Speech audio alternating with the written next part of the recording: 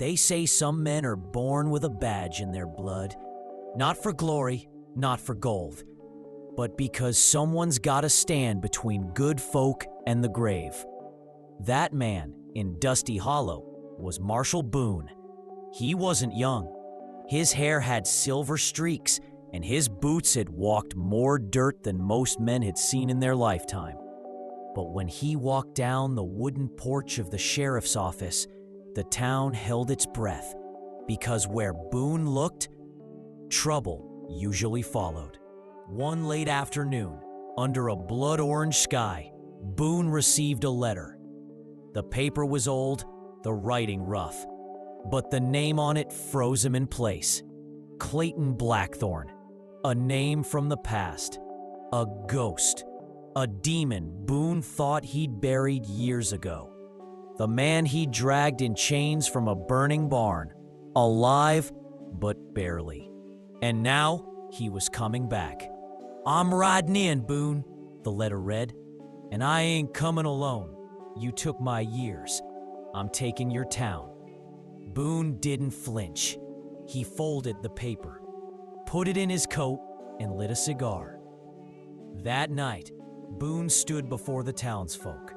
Dusty Hollow was small. Some farmers, some storekeepers, a preacher who hadn't preached in months, and a few drunks who stayed drunk to forget why. But they looked to Boone. "Blackthorne rides at dawn. I'll be here. You don't have to be. Take your kin. Run." Most left, but not Eli. Eli was Boone's deputy, barely 22. Nervous hands, big heart. Looked at Boone like a father, and Boone treated him like a son he never had. They spent the night boarding windows, loading rifles, laying traps, 2 against 20. But Boone knew sometimes legends aren't made in numbers.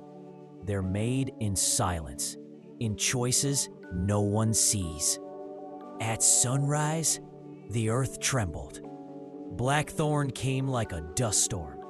20 riders behind him, all guns and grins. Men who'd kill for less than a spilled drink. Boone stepped out, coat swaying in the morning breeze, rifle in hand.